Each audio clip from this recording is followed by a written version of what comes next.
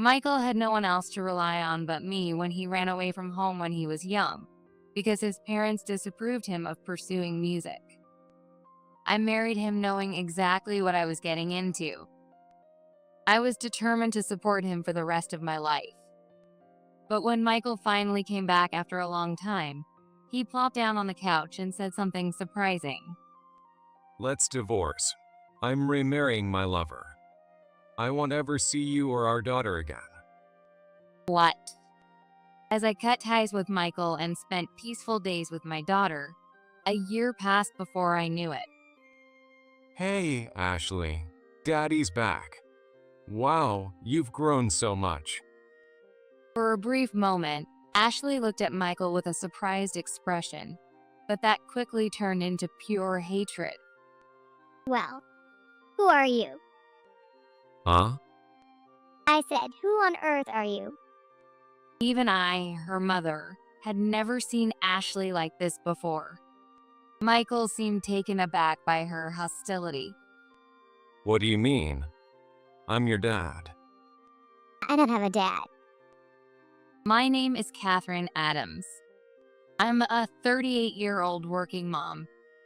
I've been married to my husband, Michael, for 13 years. Our daughter, Ashley, who was the reason we got married in the first place, is now 13 years old. For the past 13 years, I've been juggling work while supporting Michael's music career and raising Ashley. It felt like time flew by in the blink of an eye. To be honest, I barely had any time for myself. I met Michael at a jazz bar.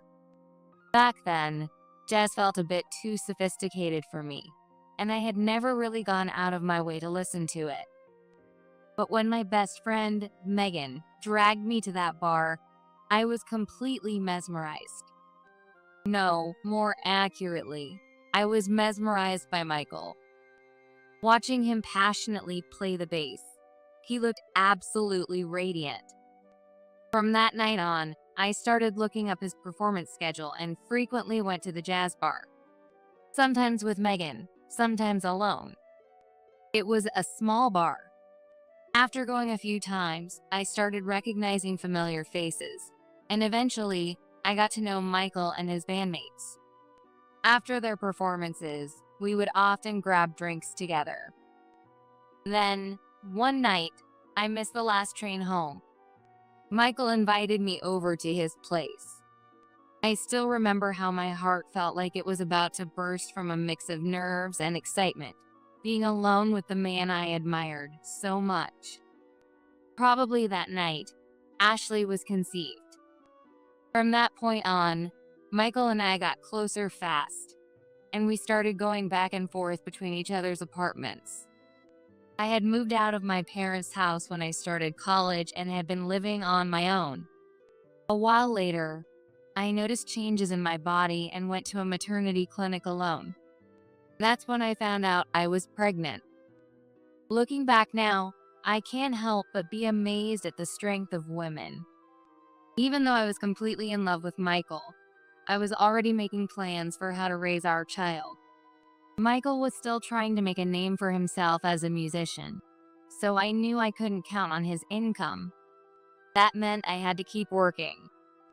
I would also need my parents' support. I started making plans in my head. Of course, I had some vague anxieties, but above all, I was genuinely happy to be carrying Michael's child. I was sure Michael would be happy too. I also hoped this would give him motivation for the future, so I had no hesitation in telling him, "I'm pregnant." But when I invited Michael over to talk, he just sat there smoking a cigarette with a troubled look on his face. Wait, seriously. That was all he said before falling into silence. His reaction was completely unexpected. Still, I understood why he was in shock. It's surprising, right? I was shocked too. I couldn't take the silence anymore, so I was the one to break it. Even then, Michael remained silent for a long time. And then, muttering bitterly, he said, I can't do this. "What?" I want to continue music, but I have no money. I can't have a kid. I knew how important music was to Michael. That was the man I had fallen for. And I was fully aware that he wasn't financially stable. I'll work too. We'll figure it out. Michael, your life might change a little, but you can still keep doing music. What do you mean a little? I don't do things halfway. And besides, how do I even know it's mine? I suddenly felt nauseous at Michael's words and rushed to the bathroom. I wasn't sure if it was morning sickness or just my reaction to what he said. But as I threw up, I cried uncontrollably. When I returned to the room, Michael had already lit his second cigarette, exhaling the smoke with an irritated expression. "Could you stop smoking? It's not good for the baby." That seemed to annoy him even more. He angrily put out his cigarette and stood up. This is such a pain. I'm out of here. "Wait, we still need to." Before I could finish, he yanked open the door and stormed out, not even bothering to put his shoes on properly. I just stood there, staring blankly at him leaving. A few days later, Megan invited me out for lunch. I wasn't really in the mood, but I decided to go since I wanted to tell her about the pregnancy. It was a beautifully sunny day. We got a table on the garden terrace. Megan ordered a lunch plate, while I, having no appetite, just got a salad. No appetite? That's unusual. You usually eat more than me. Do I? I think you still beat me though. I tried to laugh it off, but even I could tell my smile didn't come out right. "I'm pregnant." Megan's eyes widened in surprise for a moment before she took my hands in hers. Congratulations. "Yeah, thanks." Her genuine happiness for me made my tears start to well up. Hey, why are you crying? You're gonna be a mom now. Pull yourself together. Megan gave me a warm smile, but I couldn't hold back the tears anymore. She moved to sit next to me and gently rubbed my back until I calmed down. What's wrong? Those don't seem like happy tears. Once I finally settled down, Megan asked. She's always been sharp, and she's always been on my side. As I told her about Michael's reaction and how he hadn't contacted me since, her expression slowly turned to anger. By the time I finished, she looked dead serious. Catherine, do you still love him, even after all that? I think I do. That's why I wanted him to be happy about the pregnancy and think about our future together. Yeah, I think I do. Maybe he's just overwhelmed. Maybe once the baby's born, he'll step up as a father. I want to believe that. Got it. Leave it to me. Megan answered confidently and squeezed my hand again. You just focus on resting. You're the only one who can protect this baby. Her words didn't erase all my worries, but they did give me strength. That night, for the first time in a long time, I slept soundly. Then, a few days later, Michael called. Megan told me everything. It's definitely my kid, so I'll take responsibility. I don't know exactly what Megan said to him, but knowing my smart and strong-willed Megan, she must have convinced him with logic and made him face his responsibility. Michael sounded like he had been completely straightened out. Take responsibility? How? I knew what he meant, but I wanted to hear it from him. Let's get married. It wasn't the most romantic proposal, but I was genuinely happy. I was overflowing with joy, and suddenly, everything around me seemed to sparkle. I never imagined that this moment would be the peak of my happiness. We didn't have the money for a wedding, so we just got legally married. Michael's bandmates and my friends threw us a small celebration party. I can still vividly remember feeling anxious as Michael sat there, cold and detached the whole time, even as everyone cheered for us. I felt so guilty toward everyone who went out of their way to celebrate for us. Our marriage started out this way, distant and unsteady from the very beginning. Since we couldn't rely on Michael's income, I worked right up until I was about to give birth, then returned to work as soon as I could. Michael was too busy with music, so he barely came home. Even after Ashley was born, that never changed. Try to make some time to spend with Ashley once in a while. Michael claimed he was getting more out-of-town gigs, so he barely came home. But none of the money from those gigs ever made its way into our household. I had my frustrations, but I expected this. I figured if I just worked harder, we'd be fine. But what I couldn't accept was how, even when Michael did come home, he never spent time with Ashley. He just slept all the time. I couldn't stand seeing Ashley being neglected like that. At this rate, she's gonna grow up not even knowing who her dad is. So what? You agreed to me continuing my music, right? Nobody wants a musician with a family. Getting married already hurt my image. It's better for everyone if she just grows up without knowing me. There are plenty of musicians who balance their careers and their families. If Michael couldn't make a name for himself, wasn't that just because he lacked the talent? I wanted to say it, but I knew it was pointless. From that day on, I stopped expecting anything from Michael. I was able to raise Ashley while working, thanks to the support of my parents. And now, this year, Ashley had entered middle school. Ashley, your dad's coming home today. What? Why? What do you mean? Why? He doesn't need a reason to come home. I smiled as I answered, but I knew the reason. Michael always came home for the same reason. Whenever he ran out of money, he'd come back, stay for a bit, beg for cash, and then leave again. Michael had no one else to rely on but me after his parents disapproved of his music, and he ran away from home when he was young. I married him knowing what I was getting into. I was prepared to support him for the rest of my life. But when Michael finally came back after a long time, he plopped down on the couch and said something surprising. Let's divorce. I'm remarrying my lover. I won't ever see you or our daughter again. What? I thought I was used to being surprised by Michael, but this time I honestly couldn't believe my ears.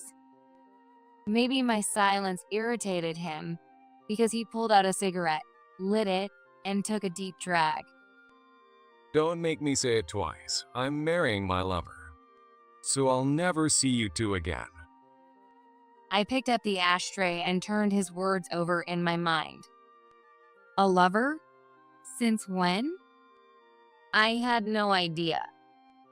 Was all that time spent on the road actually just him being with her? You thought I came back to ask for money, didn't you?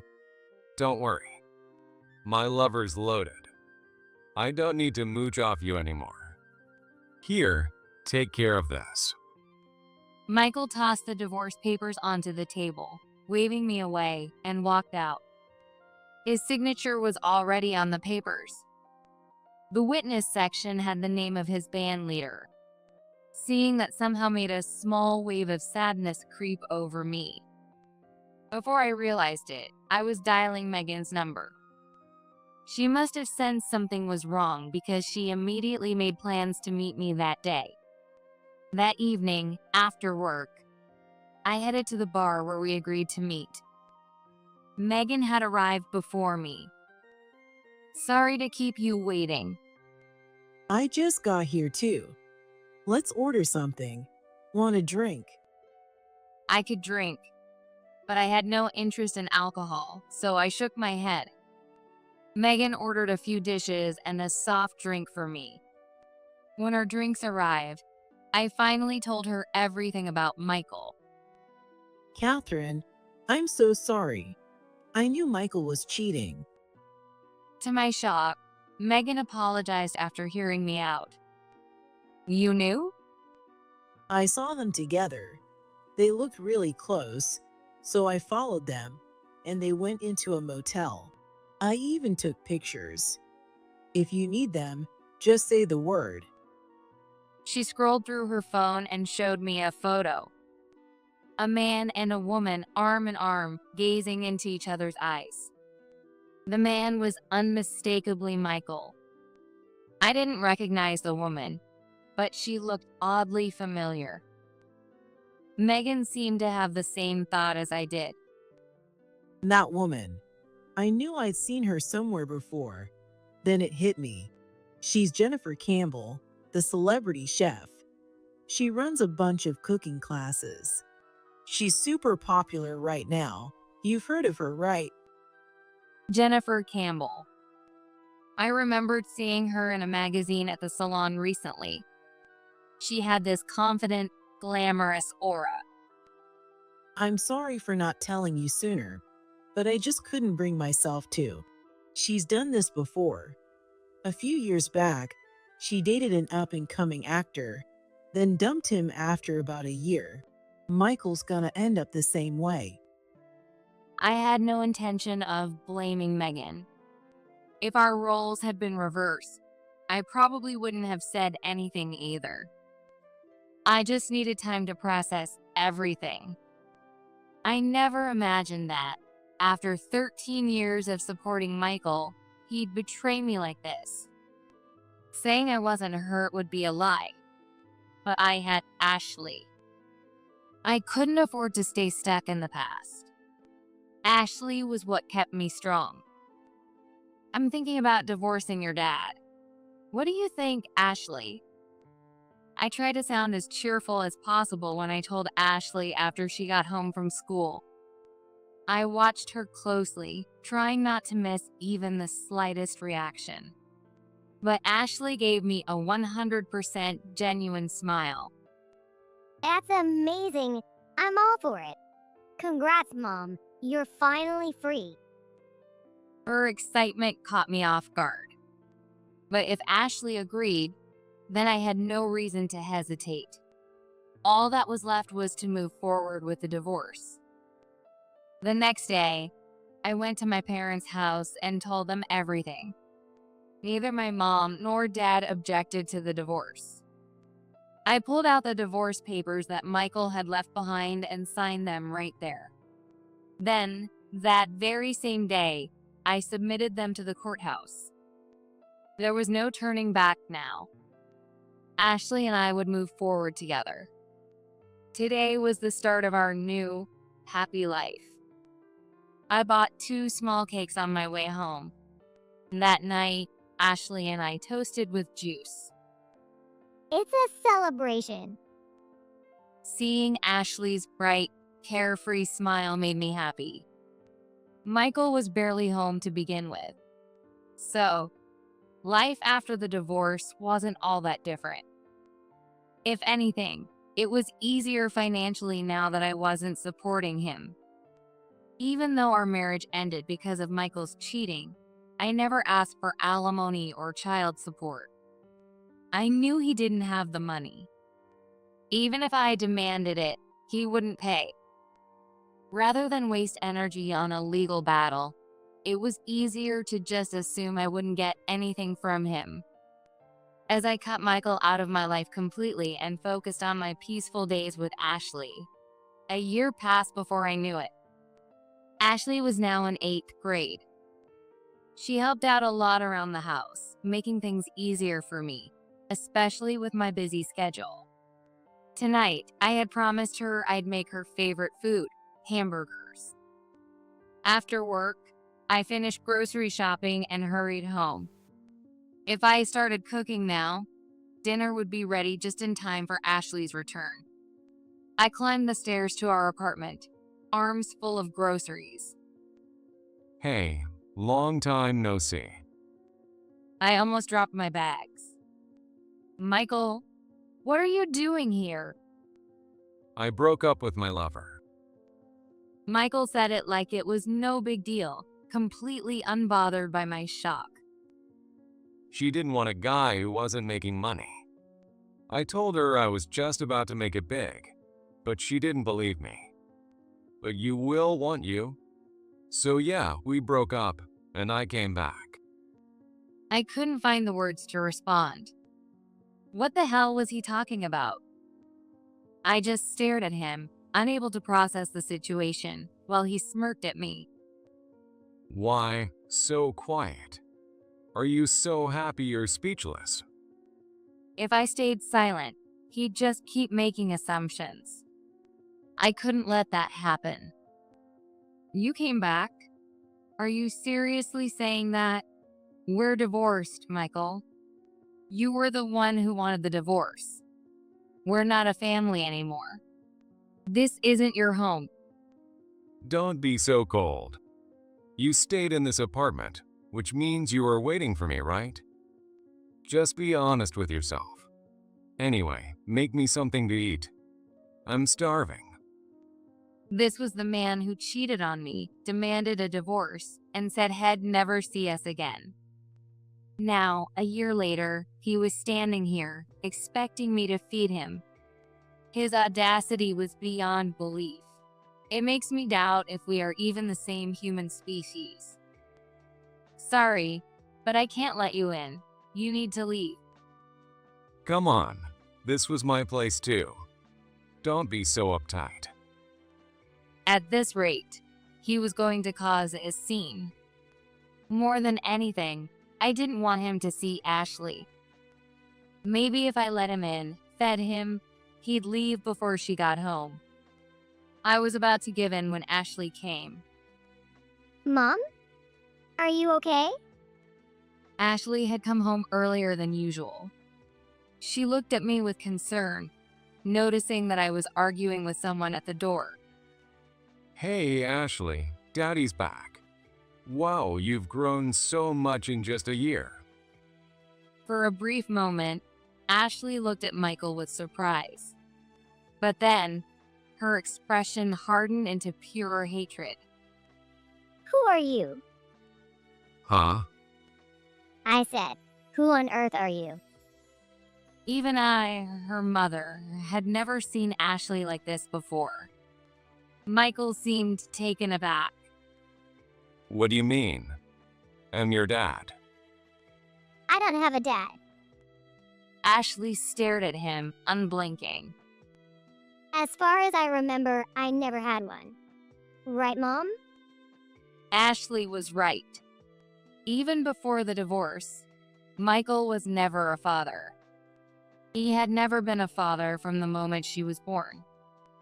And Ashley, more than anyone, had always known that. That's right, I answered, but my chest tightened. Ashley never said anything, but deep down, she was hurt. Hurt by the fact that Michael had never even tried to be a father. Can the stranger leave now? What the hell did you just say to your dad? Are you stupid? I told you I don't have a dad. Now get lost. Get out of our lives. Ashley stood firm. Her unwavering stance made it clear she would never accept Michael back. He must have realized he'd lost this fight. He had always been weak against strong women, even if that woman was his own daughter. Don't think you're getting away with this. As expected, he spat out a cheap, soap opera-worthy line, stomped out his cigarette, and stormed off. As soon as he was gone and we stepped back inside, Ashley broke down crying. She must have been holding in so much that I couldn't even begin to understand. As I stroked her head, I felt the dam of my own suppressed emotions finally break. I would never forgive Michael for barging into our peaceful life. As I watched Ashley shake while crying, I swore to myself I would get my revenge. I wasted no time. The next day, I started taking action. Michael had thrown the word lover around so often, I didn't even need proof. But just in case, I got those old photos from Megan and went straight to a lawyer. A few days later, on my way home from work, Michael called me. I knew this was going to be a heavy conversation, so I stepped onto a quiet street before answering. Hello. What the hell is this? Michael didn't even let me finish before he exploded. Can I help you with something? I had expected this call. I had expected him to be furious. So his shouting didn't faze me. That damn lawyer of yours called me. Alimony? You've got to be kidding me. I'm not joking. A whole year's passed since we divorced. Now you're asking for alimony. Are you insane? $50,000? There's no way in I can pay that. His voice was shaking with rage. I could practically picture him on the other end, face red and eyes bulging. The old me would have been terrified, but not anymore. Maybe you should take notes for your next marriage. You have 3 years to claim alimony after a divorce. And let me remind you that I supported our entire marriage. $50,000, including property division and child support, is a bargain. You should be thanking me. I work too, damn it. You did. But you spent every penny of your paycheck on yourself. Did you forget? You don't have proof of that. I'll tell your lawyer this is all made up. I had no patience for this nonsense. I pulled my bank statement from my bag and started reading. Rent, utilities, groceries, Ashley's school fees, phone bills. Every single payment came from my account. I have the records to prove it. Want to see them? Oh, and by the way, I also have pictures of you cheating. Michael had nothing to say. After a long silence, he finally muttered weakly, I don't have that kind of money. "That's not my problem." Michael's earlier energy was already gone. For 13 years, I had never stood up to him. But now, I was showing him just how strong I could be. And I had all the proof I needed. I bet he regretted underestimating me. You've got instruments and equipment, don't you? If you can't pay, sell them. Sell that precious upright bass of yours. Give up music, and you won't need a car either, right? For the first time, Michael faltered. He never showed a hint of hesitation or regret when he let go of his own daughter, and if anything, he was the one who walked away. But now, being told to let go of his instruments, he was shaken.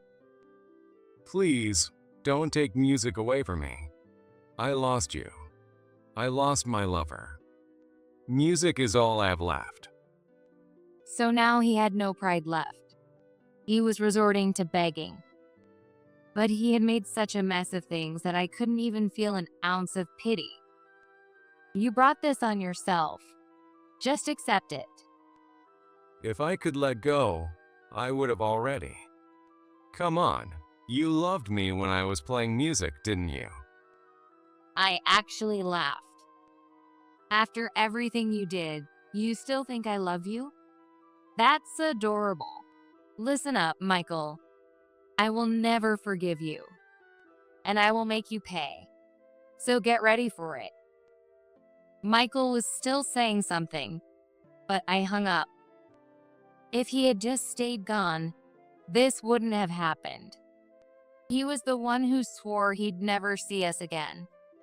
Yet when his lover dumped him, he came crawling back. Not once did he ever think about how Ashley and I felt. He treated our hearts like toys. And now he was going to face the consequences. At night, when Ashley got home from volleyball practice, I told her what had happened that day. I filed for alimony. I've been putting up with everything until now, but I've decided to finally face it and fight back. This might make things tough for you too, Ashley. I'm sorry. Ashley wasn't a little girl anymore. I wanted to be honest with her about what was coming. You're apologizing already? Mom, I'm your #1 supporter. So from now on, no more saying sorry to me about that man, okay? Ashley's words had saved me so many times, given me strength to keep fighting. And now, she was still standing beside me, lifting me up. With Ashley by my side, I could take on the world. You two worked hard today, huh, Mom? Yeah, I did. And I'll have to keep going. Something about the way she said, "You too," caught my attention. But I just smiled and started making dinner. She must have been hungry. How was practice today? Ashley's volleyball team was one of the strongest around, and the training was intense. I skipped today. Had something to do. Ashley never skipped practice, no matter how sick she was. I was surprised. I wanted to ask more, but I knew she'd find it annoying if I pried too much, so I let it go. Then, the next day, I saw something shocking in the news. The headline read, "Popular celebrity chef Jennifer Campbell steals musician from his wife and child, only to dump him a year later." As I read the article, I learned that Jennifer had hosted a cooking class the day before, with media coverage present. And during that event, a young girl had suddenly shown up. I saw the accompanying photo and froze.